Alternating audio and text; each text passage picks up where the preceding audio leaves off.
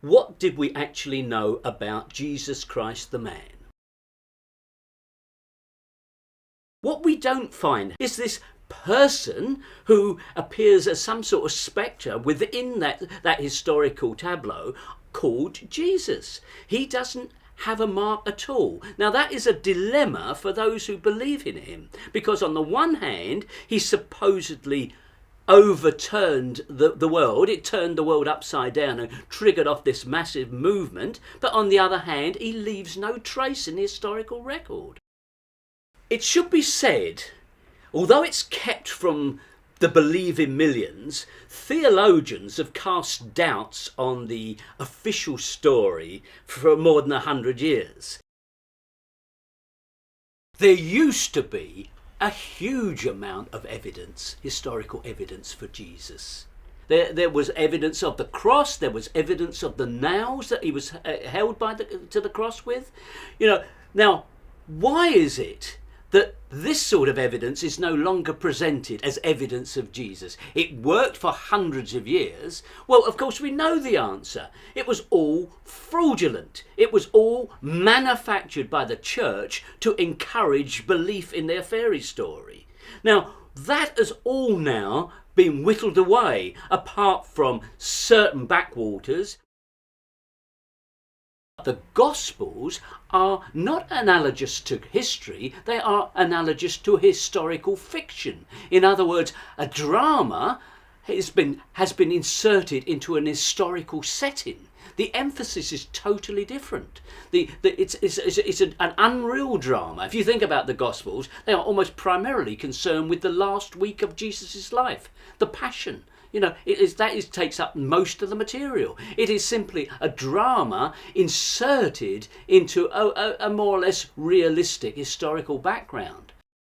What I think we can say regarding the Gospels is that they show a decided pro-Roman bias. Let's paint the scene then. Rome is the great and emerging imperial power. It colonized the East as the Eastern Empire of Greece declined. In the areas it took over, it used, in the first phase, client kings. In other words, it found those members of the local aristocracy that would collaborate with Rome, and they would happily do so because Rome preserved their position. So the classic example of it is, of course, the Herodian family. Herod was a Roman puppet, but Herod ruled his own provinces in his own way and with a rod of iron. Religion was very important in the Roman world. Although they had a secular dimension to their life, religion was all pervasive in the sense that gods and their shrines were everywhere. There was no question in the minds of nearly everybody at that time that there were gods. Gods made their presence felt all the time, whether it be in earthquakes or thunderstorms, in diseases and so on. Gods were ever present. The one thing you had to do with a god was keep them on your side. You made a sacrifice, you hoped that their capricious behaviour wouldn't fall badly on you. Religion also was very tolerant in the Roman system. The Romans and all polytheists embraced the idea that that divinity was divided, that there were gods of many different descriptions. When the Romans conquered a province, they didn't try and annihilate their religion. They didn't insist that they adopt Rome's religion. They merely took that religion into their system. They merely assimilated it, allowing that what you call a god by one name, we call by another name. And they had no problem with that. If you think of the most impressive temple that stands in Rome, the Pantheon, it was the temple to all the gods. They had no exclusivity about it. You had to keep all the gods, or as many of them as you could, on your side. Now, the only time that Rome seems to have had a problem are the two ends of the empire, with the Druids in Britain and the Jews in Palestine.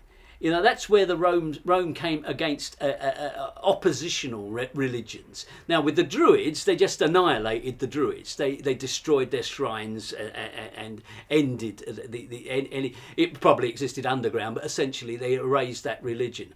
Now, this was the big problem for Judaism when it fell foul of Rome as a result of not one but 3 rebellions. You know, things Jewish were not viewed favourably. And that's why here is a big kickstart for Christianity moving further into the Roman world.